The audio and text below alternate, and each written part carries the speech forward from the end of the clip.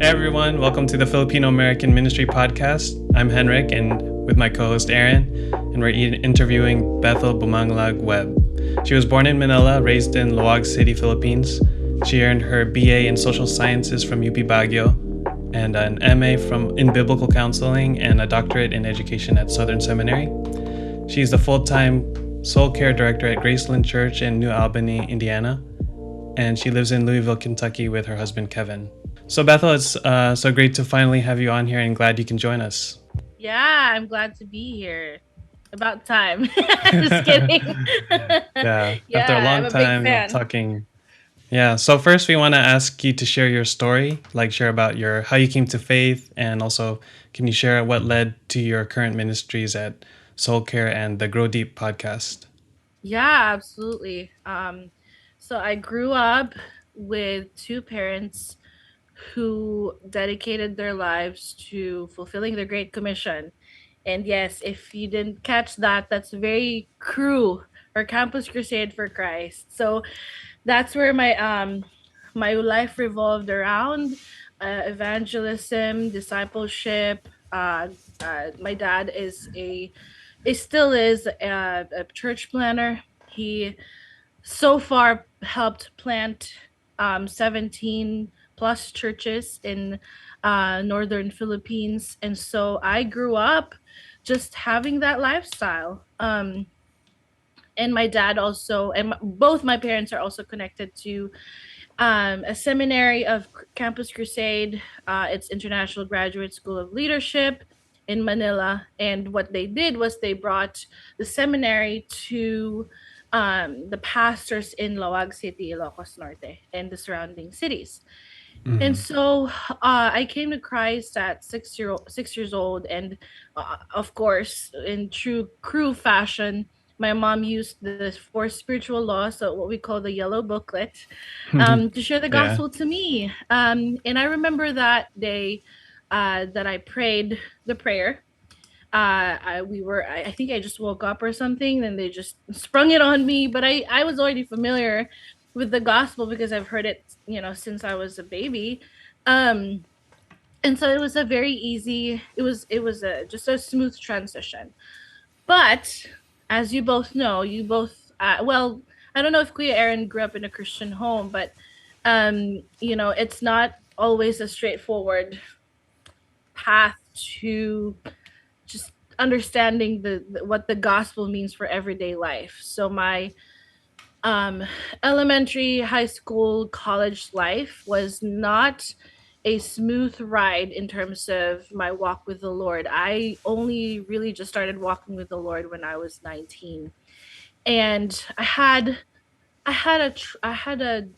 would say a trauma, and when I was younger, when I was a child, and for the most part I don't remember, um which again was a is a significant part of my story, but that's for another podcast, I guess. But that impacted my understanding of the gospel, the way that I understand church, the way I understood myself. So when I was 19, I finally was like, um I wasn't walking with the Lord, but I was pretending like I was walking with the Lord, because as a pastor's kid, I had to be good at that. And it wasn't just, I was partying one day, like Saturday evening, and then leading worship the next day. So that's the type of lifestyle that I lived until I was 19 years old, and nobody really knew because I kept my friends pretty separate. Um but finally at 19, God was like, enough is enough. I need you to be real with yourself. And so I met with a counselor, a biblical counselor, um, and she kind of helped me walk through the trauma and processing, kind of consolidating all my experiences, my understanding of the gospel. And while I was going through my own counseling process, which lasted for 2 years, I was like, I want to do this. And there's not a lot of Christian or biblical counselors in the Philippines. And so I looked around. I first looked at IGSL naturally. International Graduate School of Leadership. They don't have a biblical counseling program. So I looked outside of the Philippines, which is here in the US, and I found Southern Seminary. Um, so I pursued, left everything behind at age 23 or 22, 23, in 2015. Left my parents teary eyed. I'm an only child, so it was very difficult for my parents to let me go. Um, and I pursued a master's in biblical counseling, and with the intention of going back to the Philippines after my program. But God had other plans.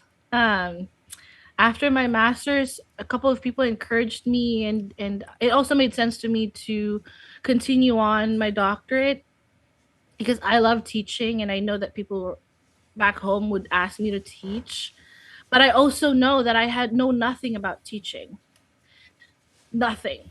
Don't know how to make a syllabus, don't know how to look at a curriculum and make sense of all of it. So I was just like, listen, I don't want to repeat the same mistakes that people made of just being thrown under the bus because, they're the one who's articulate and knows a lot of things, and now they're the teachers. They're well meaning, but I wanted the education. So I proceeded to do my Doctor of Education, and then here I am. That's what I'm currently doing as a biblical counselor, as a Christian or biblical counselor.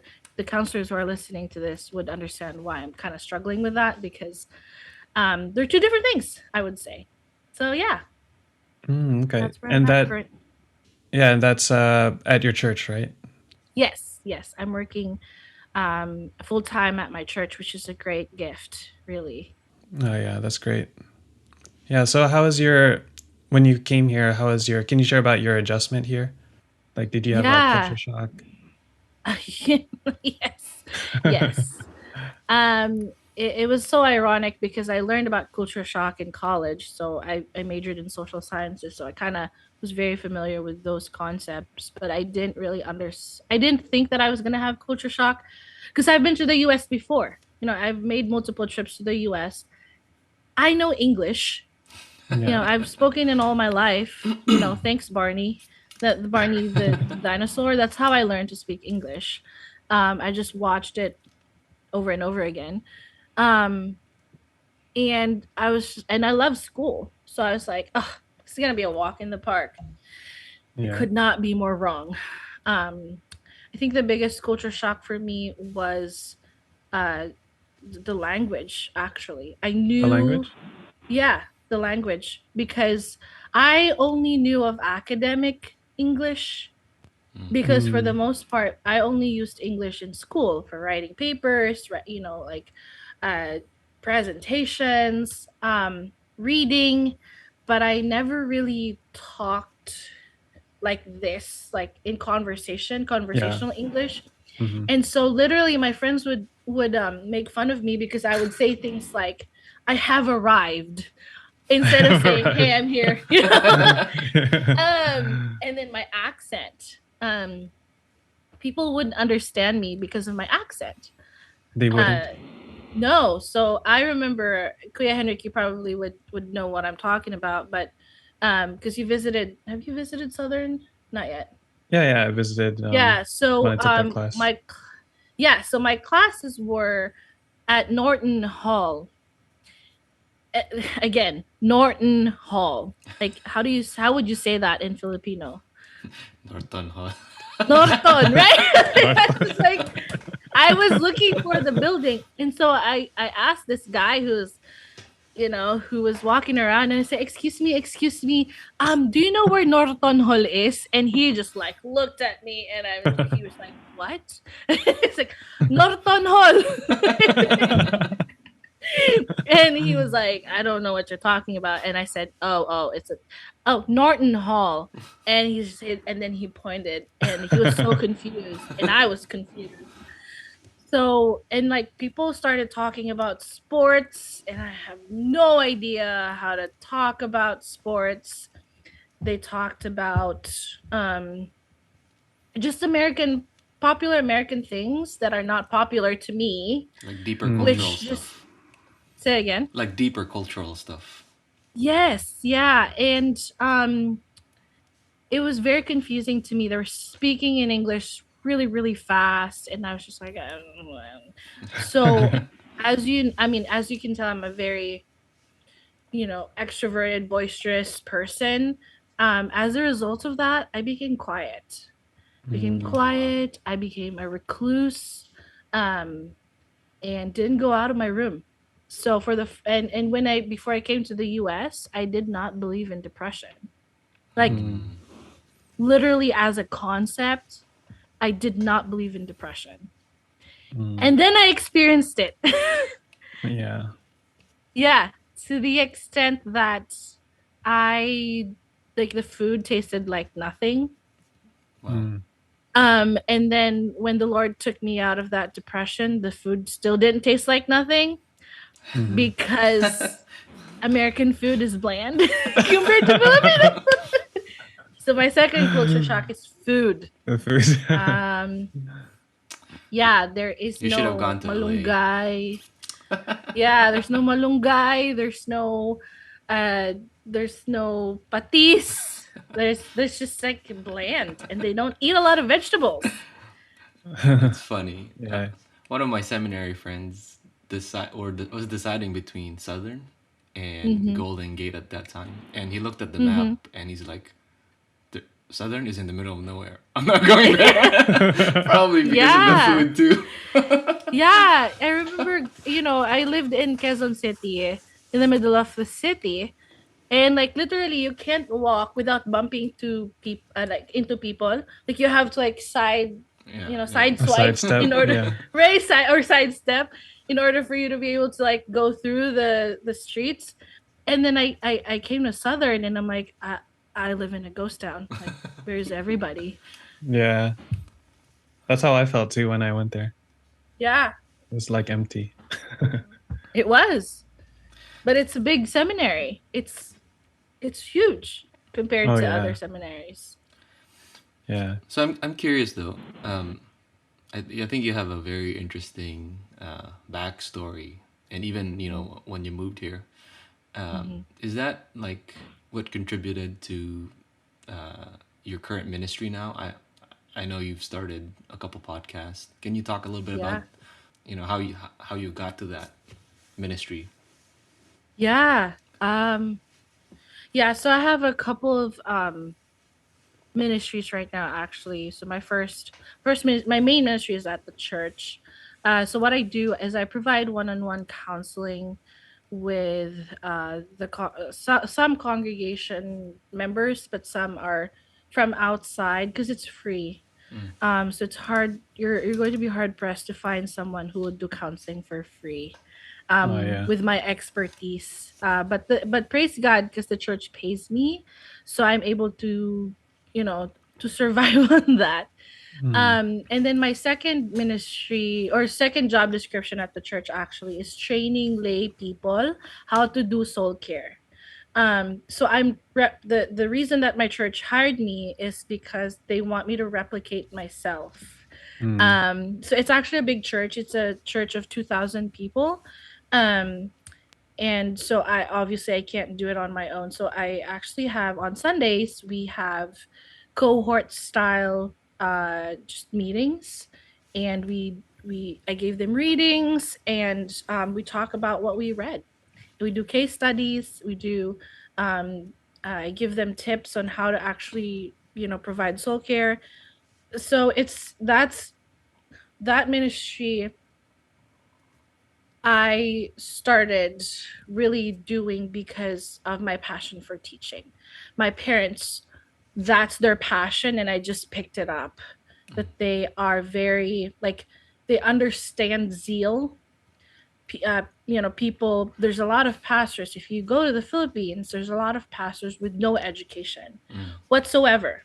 No theological education. I need to clarify that. They might have high school or college degrees or even masters, but they don't have theological education. And so my parents saw fit that they bring the seminary to the pastors on the field. And that became my passion too. That's why I pursued the EDD I'm also helping with helping my dad with training pastors and lay leaders in the Philippines. So we do Zoom. I Zoom in, and I will start this October at 7 a.m. my time, 7 p.m. in the Philippines. Um, and yeah, that's my passion because I know what it's like to be on the field. Like, again, I was with crew, I didn't have any education, so part of the reason that I wanted to pursue counseling is because the people I'm counseling, they would ask me questions and I have no idea how to answer. It's like, I Yeah. don't know why I'm so sad. I'm like, I don't know why you're sad. Like, I don't know. I don't know what questions. You know what I'm saying? Like, I don't know if you experienced that before. Oh Right. Did yeah. I answer your question, Kuya Aaron? Yeah, yeah, yeah, yeah. You did. Yeah. Yeah. Yeah. So I think in one of our previous episodes with JP, we talked about this cultural struggle of Filipino Americans. And, when you move here, um, do you ever? I mean, do you have struggles like that as a Filipino American in your current context? Yeah. Um, Oh, and also, do you? I mean, do you identify as a Filipino American? Because I know you came here a little bit later. yeah. Yeah, it's a really interesting question because I never really thought that I would, you know, be categorized as Filipino American just objectively, right? Right.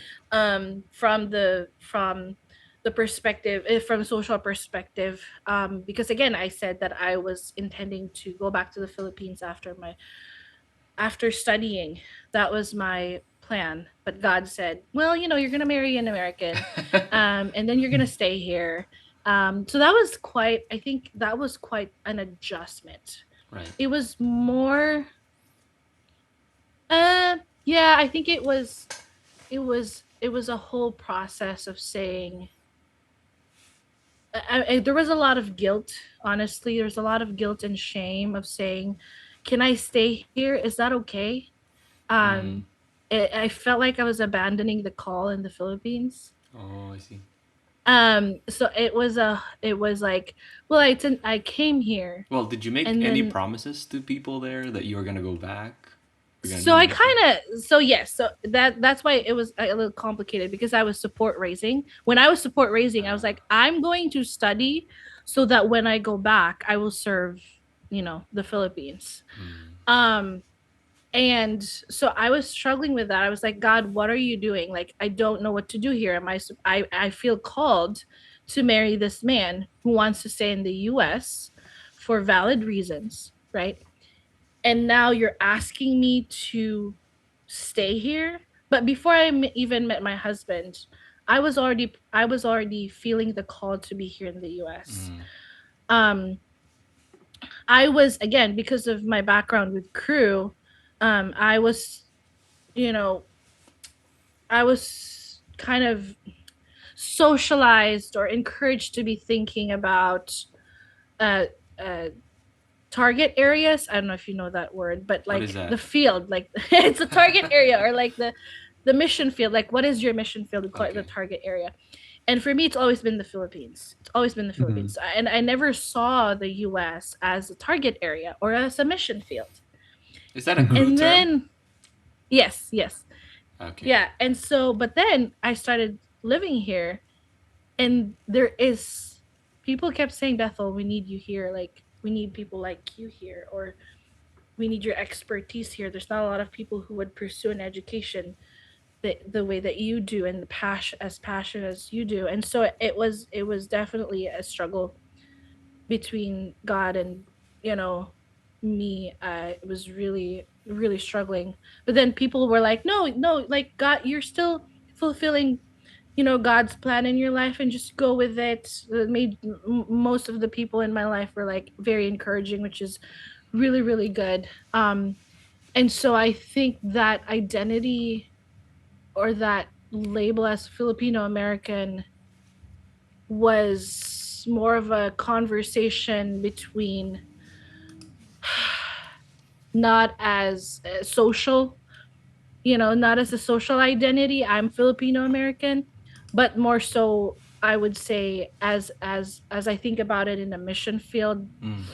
perspective of like, I'm serving America as a Oh, Filipino. Does that make I sense? see, I see. So it's kind of like you're identifying with the Filipino American people group. That's what I would call it.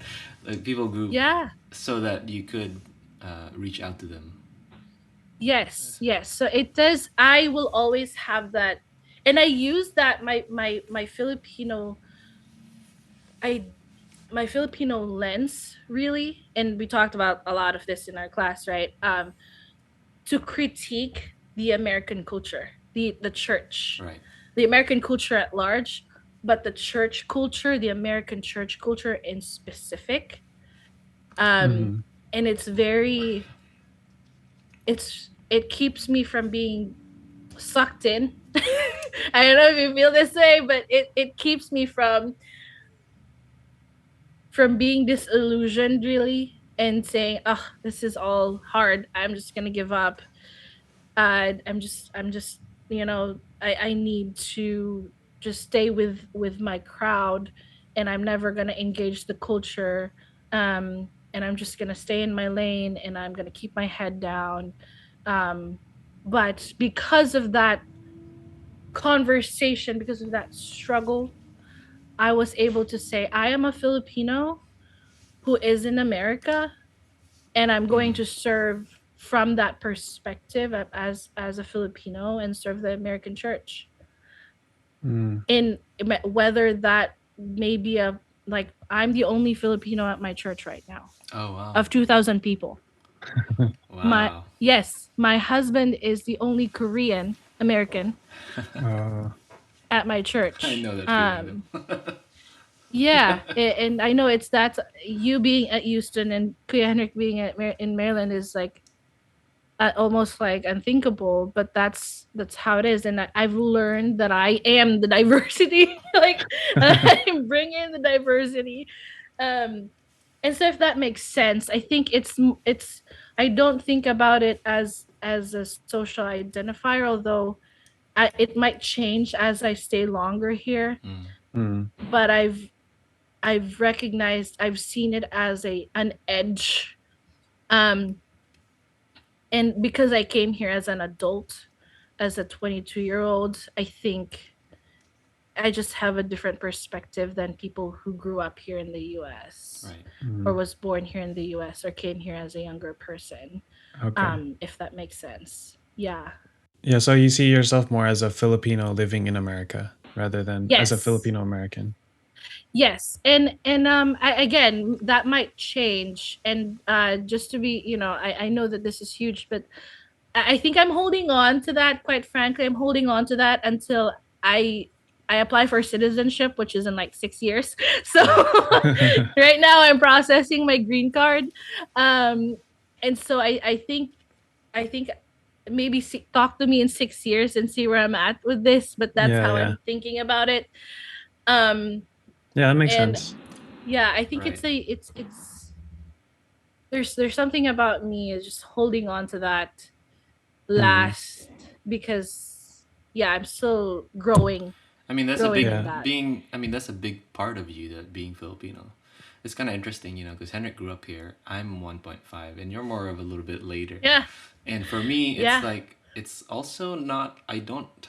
I mean, I consider myself Filipino American when I'm talking to Filipino Americans, but when I'm Yes. talking to Titos, it's like Yes. all of a sudden, like my accent changes. Oh yes. Like the way that I act, my facial gestures change, Yes. the way that I talk Yes. to them, like hindi Yes. po, opo, so it's Yes. like, I guess in the same way, like, as ministers, or as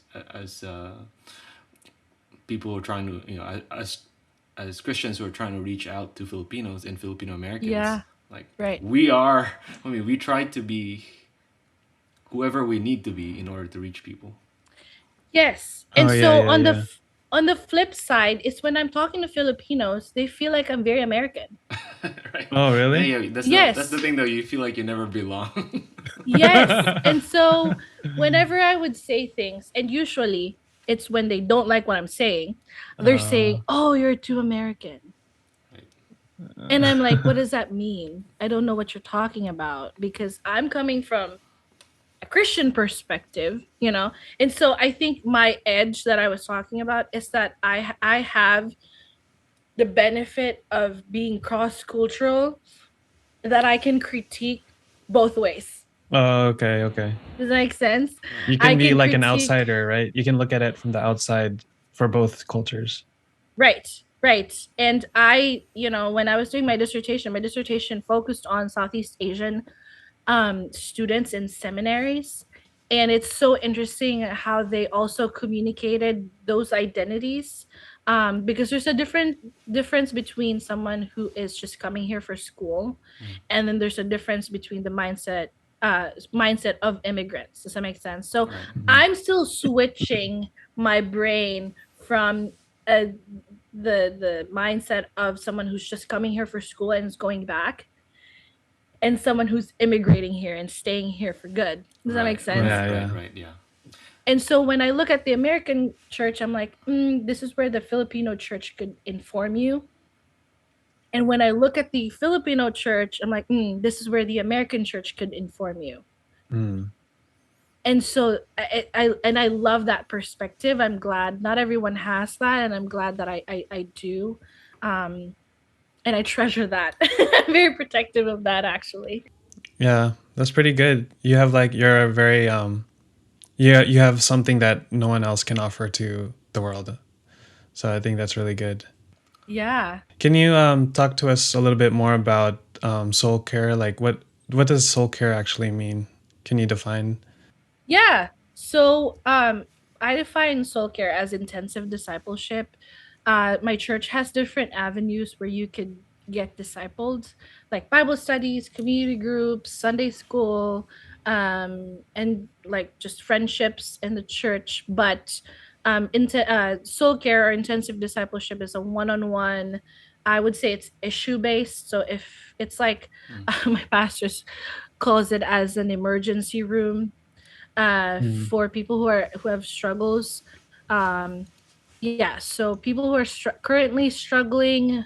I have situations where someone's spouse just died, or my favorite uh, clients are people who are deconstructing. I really love working with Oh. them because I know what Mm. it's like. And then people in having difficulty with their marriage. Um, yeah, so pe- people who can't really share their struggles in public, like in Bible studies or community groups, they come to me, and it's more of a intimate conversation between the two of us. And I use scripture. I come from a Christian perspective. I use scripture and best practices in psychology as much as I can. Mm. Yeah, that's So what soul care it's is. like a wide range of topics, sounds like. Absolutely. Yes. But I say this, my superpower is my referral list, because a lot of times people will come to me because I'm free, and quite frankly therapists and psychologists are um full right now. So I would say, "Oh, you need to see a psychiatrist because I don't think I can help you with your problems, but you can still come to me, and we'll talk about the spiritual aspect of your mental health issue." um Wow. and Mm. so and this is part of also what I'm doing, is that I am thinking through a Christian perspective for the American church, Right. and then I'm thinking from a Christian perspective when I'm talking to Filipinos, because I also do counseling with Filipinos, Right. from for the Filipinos, and hopefully in the future as I continue to stay here, is for Filipino Americans. Oh, really?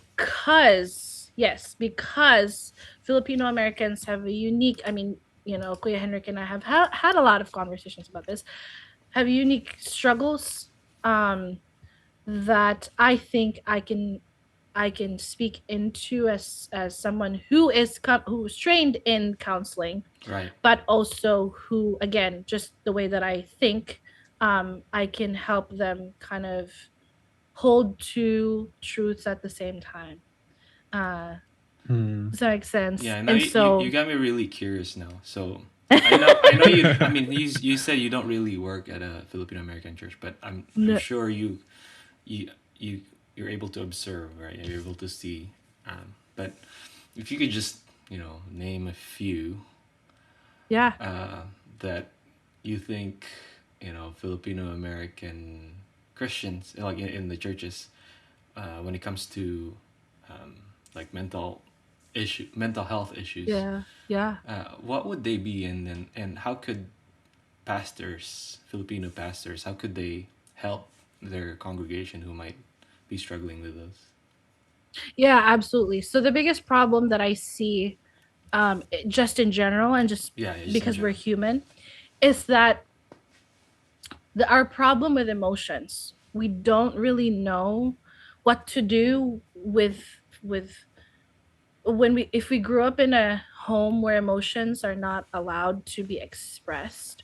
I'm specifically talking about negative emotions, so Mm, like sadness, right. um are not allowed. Crying is not allowed. There's not a lot of hugging. There's not a lot of saying I love yous. And the dominant emotion that is being expressed at your in your home is anger, Mm, because it's a Oh catch-all. yeah. right. So there's a lot of emotional immaturity, and Mm. I see that in leadership. So part of my ministry too is I minister to pastors and their wives, their family, their children. And the number one cause for mental health problems and conflict is that emotional maturity. Mm, We Mm. see it a lot in Filipino churches in the Philippines, and here as well, as I'm talking to Filipino pastors or pastors of Filipino churches in America, Filipino American churches in America, is that there seems to be just this fear of facing emotions, especially hard emotions, mm, Mm. because it's generational. Yeah, yeah. So when you process your negative emotions, it's not just your emotions, but it's the emotions, if you're second gen, right? The emotions of your parents that they've never processed, that's being Right. passed on to you, right? Mm-hmm. And then the your family in the Philippines, if you still have family in the Philippines. So it's generational fear of processing emotions. And the hard thing about this is that Christianity is a deeply emotional religion, if I could use that, right? Because we connect with God, we commune with God, we communicate who we are. We are supposed to be vulnerable before God. And Mm. if we're afraid, the bad thing about this is you can't just pick and choose your emotions. If you turn off one emotion, mm. you turn off all of the Ah, emotions. Mm. And so a lot of pastors are emotionally immature. And I'm coming from not from a condemning right, right. perspective, but more of so an invitation of like, hey, pastor, please, please work on your emotional maturity. Yeah, yeah. How would you define the emotional maturity? Yeah, absolutely. So my go-to book for that is Pete Scatzero's Emotionally Healthy Spirituality. Spirituality. Yeah. Please pick that up. It's really, really good. I'm using that left and right. And so just emotional maturity is being comfortable with your emotions, both good, positive, what we call positive emotions, like happy, uh you're able to rejoice with other people. And then there's the negative emotions, which are disgust, anger, sadness.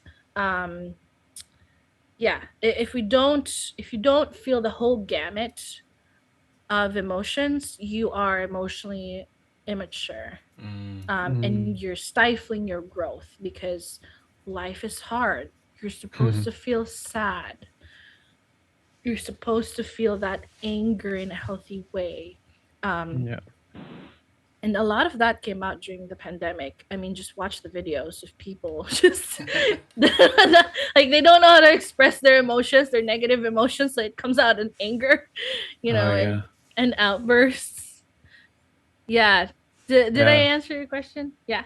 Yeah. No, that's I think that's really helpful.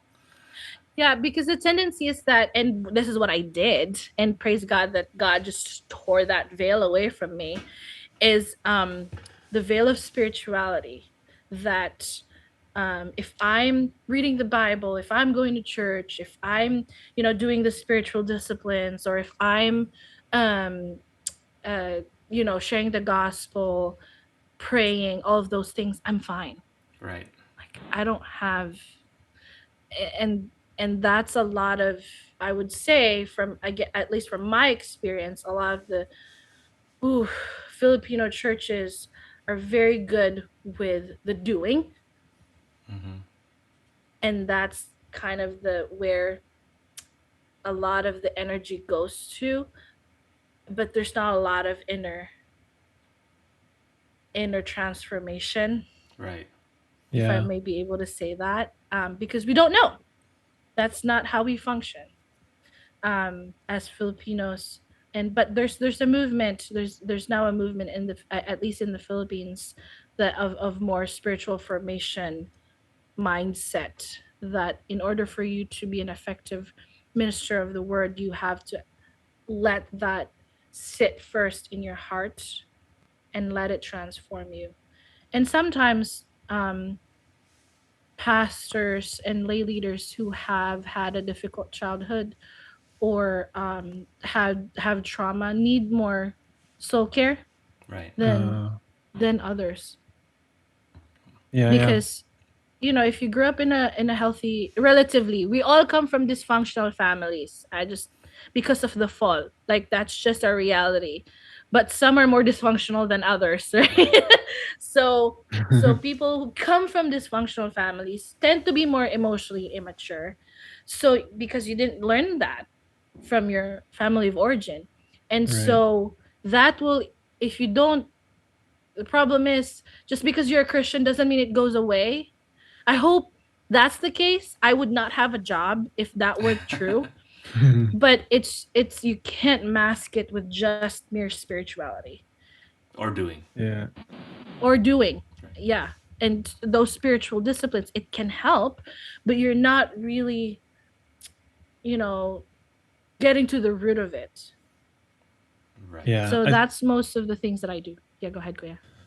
Yeah. I think that's a really good observation, and because I think for Filipinos, if we have negative emotions, it's a shameful thing. And so Yes. I think as a shame-based culture, we don't want to bear that shame. So when we have those negative emotions, we become stoic. So we kind of like become more numb to the negative emotions, and then we become negative. We become like hard to like even positive emotions. Kind of like what you said. Like Yeah. you block one emotion, you block like all the emotions. Yeah, Yeah. that's But interesting. that's Yeah. yeah. So I have to talk about this because you just said something really insightful. And this is why this is good. And this is why I'm very passionate about potentially working with Filipino American churches, because the way that, and you can correct me if I'm wrong, but from my observations, the way Americans feel shame and experience shame, their lived experience of shame, is very different from Filipino Americans.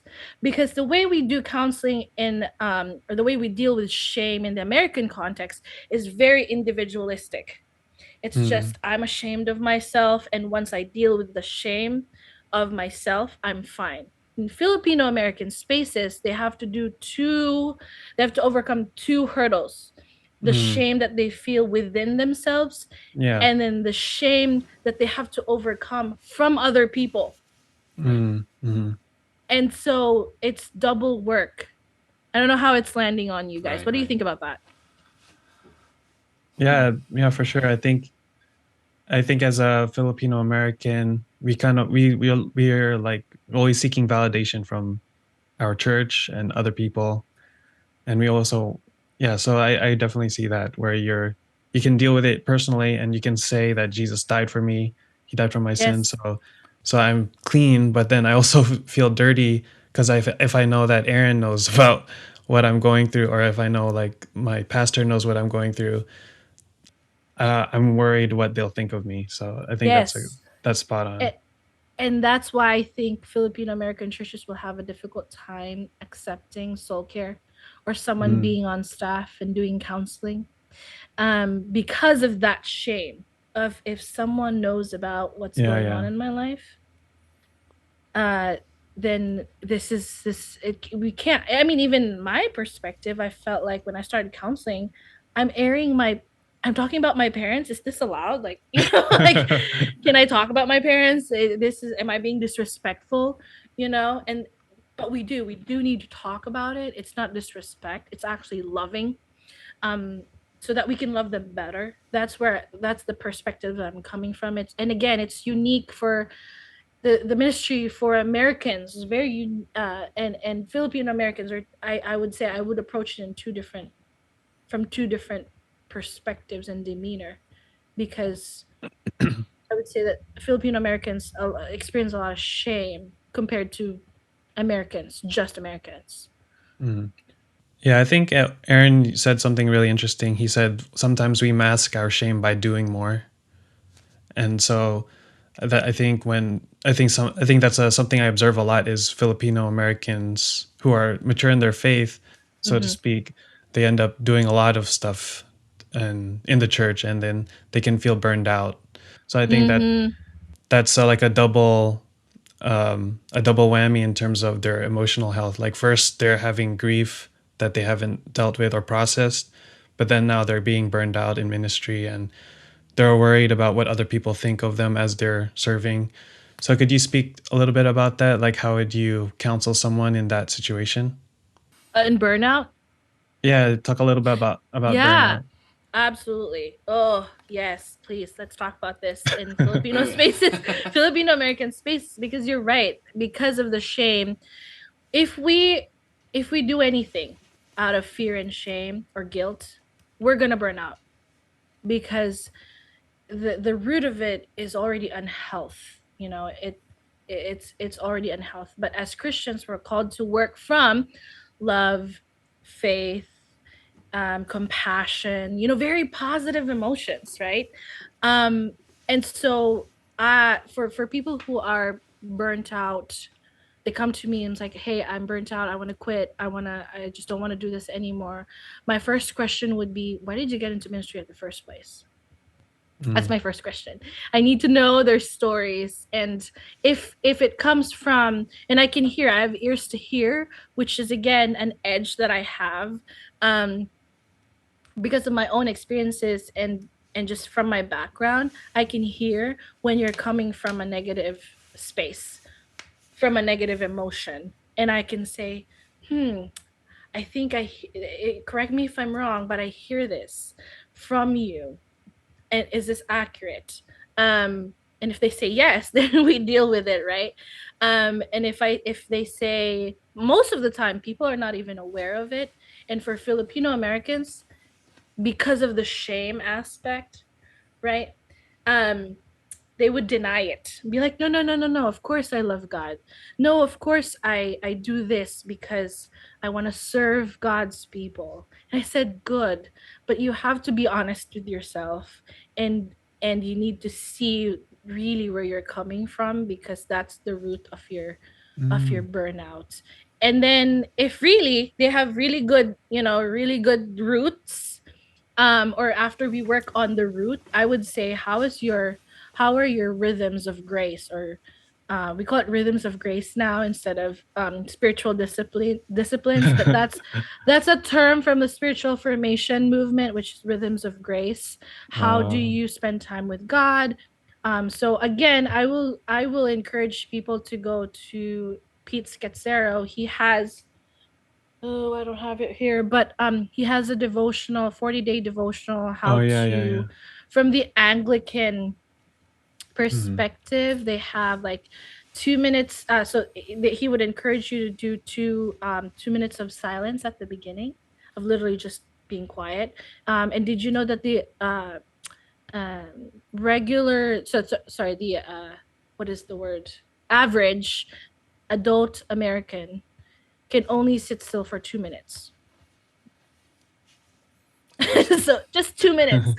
And I wonder how much for Filipinos. But for 2 minutes, you're going to stay still and quiet, and then there's a passage, then there's a devotional, then there's a question, there's a prayer, and then there's a 2 minutes of silence. You can do it in just in 15 minutes actually. So I'm starting to do that, and it's really good. I cry all the time, and it's good. Crying is healthy, guys. Feeling your Yeah. emotions is it's good. So that's how I would that's how I would approach Yeah, the burnout. problem of burnout. Yeah. Could you share about the negative space? Like if someone's coming from a negative space, can you give an example of someone Yeah. who's serving So because they came from a negative space? sure. So I'll just use my own example, right? So um because of my trauma, I acted out of I did a lot of stupid things, a lot of sinful things. So my motivation for ministry then was to kind of prove myself, Oh, to kind okay. of redeem myself instead of of saying I am in Christ and in him there is no condemnation. But Mm, again, that shame, the public shame, the shame coming from other people who knew how much I messed up. I kind of had to prove myself to them. So a lot of the at the beginning of my ministry, which I praise God for, just again just scraping that off, stripping that off, nipping it from the bud, all of those words, idioms that I can use. And now I can say there's still a tinge of it, and I can tell whenever I'm working from that space of trying to prove myself, trying to people please, mm, because that was kind of the result of that motivation, that I please people. I'm so afraid of conflict. I'm so afraid of constructive criticism. So afraid. Um, and so I would exert myself, do, and even some of the motivation for my schooling is that I feel I have such low self-esteem, and if only people knew who I really was, they wouldn't like me. They wouldn't allow me to serve in their churches. yeah. So, I'm going to educate myself, and I'm going to buff up, my Uh, CV, so as a shield. And that, praise God, early on in seminary, God was like, "Nana, you're not going to work from that. You're going to work from my grace. You're going to work from the fact that I have redeemed you, the fact that I have called you, not because of the things that you've done. I am the one who redeemed you, and I will continue to redeem you, and I will continue to qualify you for ministry." mm, And so mm. once I got out of that, oof, it's so freeing. Really, really freeing. Wow. Yeah, thanks for sharing your example.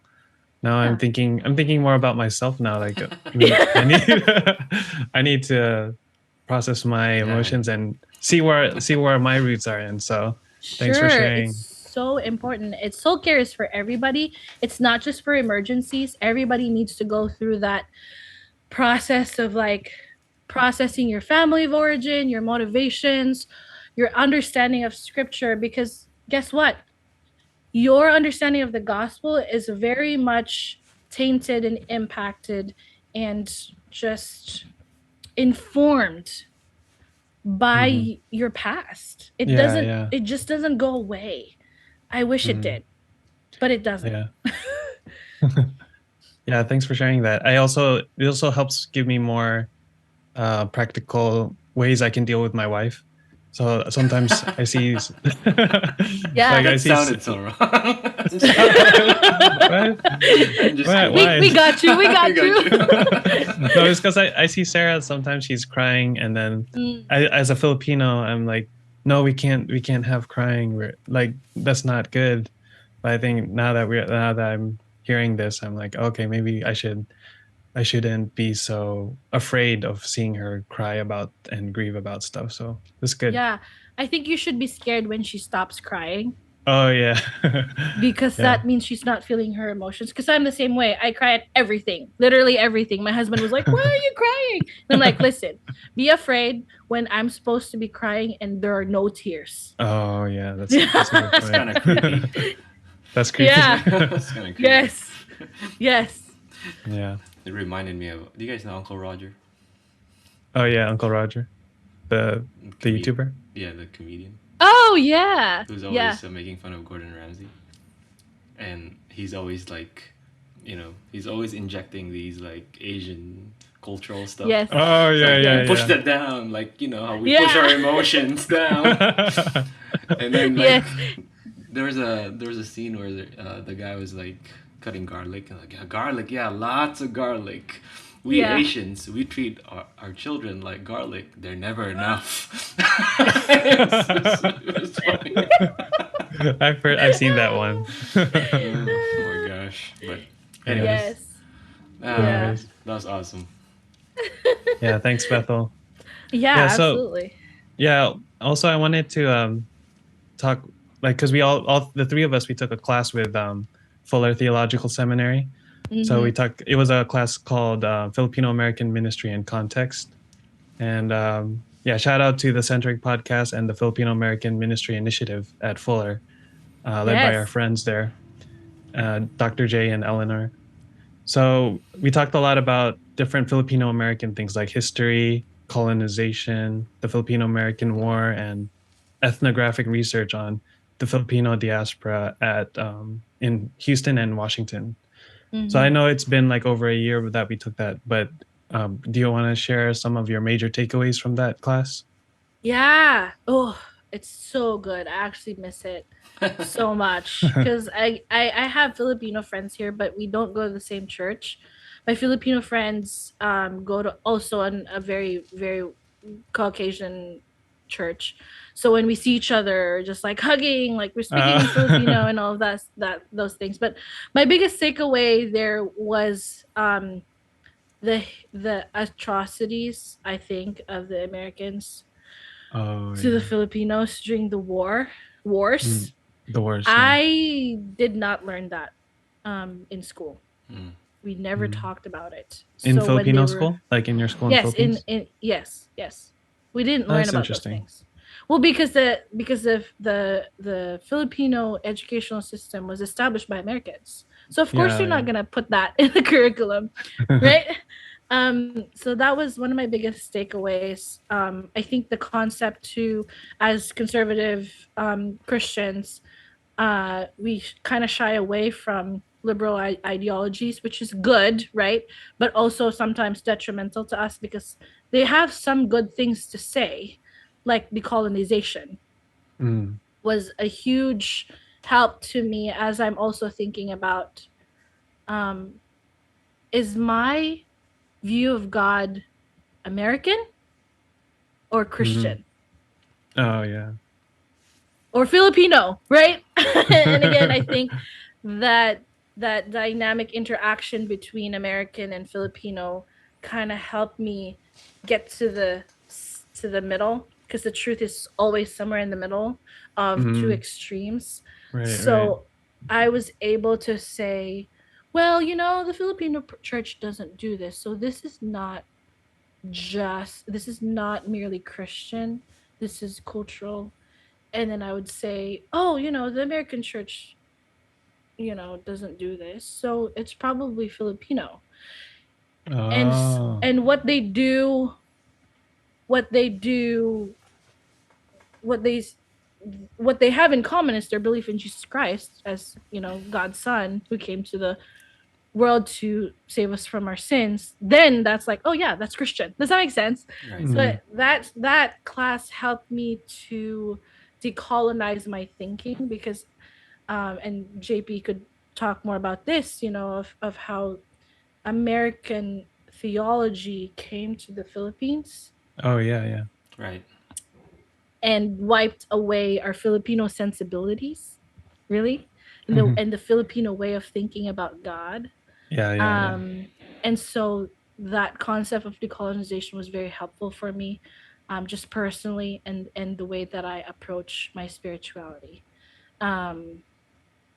Yeah, I grieved a lot during that period,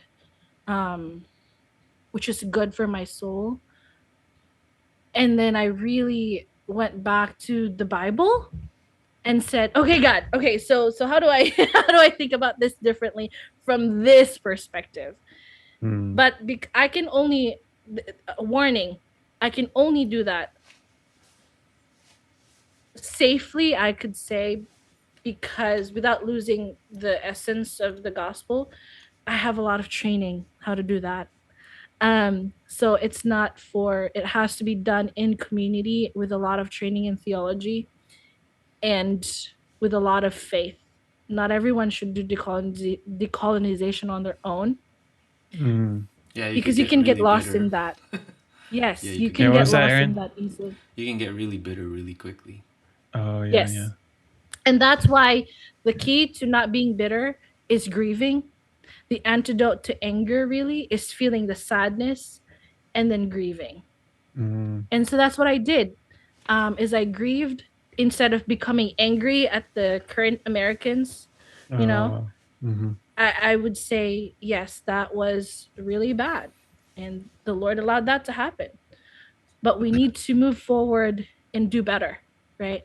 Um, and so that was very encouraging. Finally, it helped me to, it empowered me and encouraged me to be a Filipino thinker, Filipino American thinker. Again, I have these Filipino American, ways of thinking. Um, and so a lot of my projects are aimed at Filipinos and Filipino Americans, even though I'm in Americans, like predominantly white spaces, because they already have a lot of resources, but there's not a lot for Filipino American Mm-hmm. and Filipinos. Right. Yeah. Mm-hmm.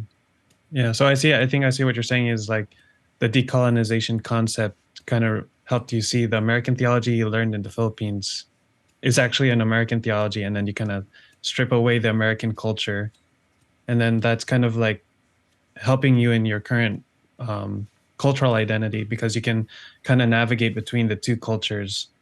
So I think this class kind of helped you see like what is more of a Christian culture, even Yes. though it's hard to like figure that out exactly Right. Yeah. because we all have a cultural background. But I think your background kind of helps and then critiquing both cultures and then Absolutely. Right. seeing what really comes from the Bible and And kind of not like that Right. kingdom culture, right? right. Absolutely. Where the funny thing is, I've been doing that, not knowing that that's the label for what I was doing, but also not knowing that it's actually discouraged in conservative circles. And Oh yeah. again, Fuller is very liberal, right, in terms of their theology. But I learned so much. And that's why part of the way that I think, because of my cross cultural identity, is that why don't we learn from, the American church can learn from the Filipino church, and the Filipino church can learn from the American church.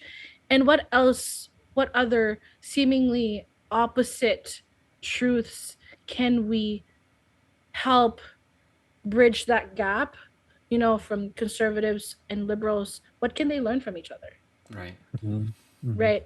What can we learn? What can Baptists learn from Anglicans? What Right. can Lutherans learn from Catholics? You know what I'm saying? Right. Like, that's the way I think because of my background. And so it's Right. so easy for me. Most of the time we're just uh so narrow-minded Tunnel of vision. this is the way, right? But there's so many other ways. There's so many other ways to think about this. Yeah, yeah. And so I think my encouragement to the Filipino American church is that we are sometimes set in our ways, and that's what makes it difficult for for ministry. But you have to open up your eyes and see there are so many other ways that we can approach this problem or this issue, and don't be afraid to engage other people. Right. Mm-hmm. Mm-hmm. I think it's good that we took the class because frankly most Mm-hmm. Filipino Americans growing up here are on the liberal side. So it's Really, I did not know I that. think so. Um, if you come here earlier, then you're most likely more conservative. I mean, again, it's just general broad strokes. I can Sure, never say sure. that, but yeah, I think it's good that you were able to when you took that class, basically it gave you the lens, or it helped you recognize that maybe some of the things you're looking at in the Bible, you're not looking at it with a biblical lens. It's more of just an American lens, Yes. right? And then now you can also say, yes, maybe I'm looking at this in a Filipino lens, Right. not really from the Well, Bible. yeah. So an example of this again is with the shame. So I was doing systematic theology with the world-renowned, I'm not going to name him, but the world-renowned systematic theologian. And he was talking mostly about guilt Right. and the gospel. And I was just like, yes, but there's something missing, and I couldn't put my finger on it. Shame. And then in Dr. Jonathan Pennington, I'm going to name him because he's amazing. Jonathan Pennington's class, he talked about shame and honor, and that clicked. And I'm like, yes, that's where I live. So I'm reading. Are you reading him? Oh, yeah. Oh, nice. Oh, yeah. Yes, Jackson Wu. Yes, I love him. I have all his books, and I have to refresh my mind, of reading his books, because it's, again, the way that Filipino Americans feel shame is very different from the way Americans deal with it. And so even our preaching of the gospel, we don't have to alter, but we have to contextualize our understanding of and the way we preach the gospel. Ooh, we can go on and on about this, guys. Yeah, actually, interestingly, I was listening to a Tim Keller sermon the other day, and he was talking about how the gospel not only changes us, but changes how we deal with our community. Which I think, you were asking earlier, like what we think about, how we feel community shame, basically. I don't know if I can use that term. Yeah. But I think, in a way, maybe Filipino American pastors don't have psychologists in their team, and I think part of that is probably like thoroughly thinking about how you could apply the gospel in that area of life where, what about when I'm embarrassed to go to this birthday party because this tita is here, or this person that I just wronged is there, and I think preach about how the gospel changes not just you but also the community, how you deal with the community. I think you kind of talked about this also, where you're not coming from a negative space, you're coming from God's grace. Absolutely. But that's hard to do when the people around you are shaming you, right? And so I had to actually be away from that context to heal, right? Because that's another thing that I went through, is that I healed from the wounds of being shamed in that context. Right. Because then when I started sharing here in the US, the things that are taboo in the Philippines is more accepted here, And so I was freely able to talk about it without shame. Right. And that was very healing to me. And I didn't think that it was going to happen in the Philippines. Yeah. Well, thanks, Bethel. I know we could talk a lot, but we don't want to take too much of your time. And hopefully we could invite you to another episode. Yeah. So thanks again for joining us. And thank you to the listeners who have been listening to us up to this point. Right. So you can find Bethel and hear more of her topics on her heart at the Grow Deep podcast. And we'll have that linked in the description. And is there anywhere else that people can find you, Bethel? Yeah, you can find me on Instagram at Dr. drbethelbwebb. And please, if you, this is a shout out to everybody. If you need to be connected to a counselor or a therapist and you don't know where to start, please message me and I can help you get that started. And I offer services as well for free right now. And so I do Zoom calls. If you just want someone to talk to outside of your community, please don't hesitate to reach out to me. My email is bethel.anneb@gmail.com. Put that in the description. I know, yeah. I would love to talk because this is really where my heart is, serving the Filipino American community. Even though I'm not in those spaces, it will always have a special spot in my heart. yeah, thank you so much. Thank you for your podcast and your ministry, and more power to you all. Wow. Well, thank you so much, Bethel. Appreciate it. Thanks, Bethel. Thank you. Thanks for joining us. Yeah. Yeah. See ya.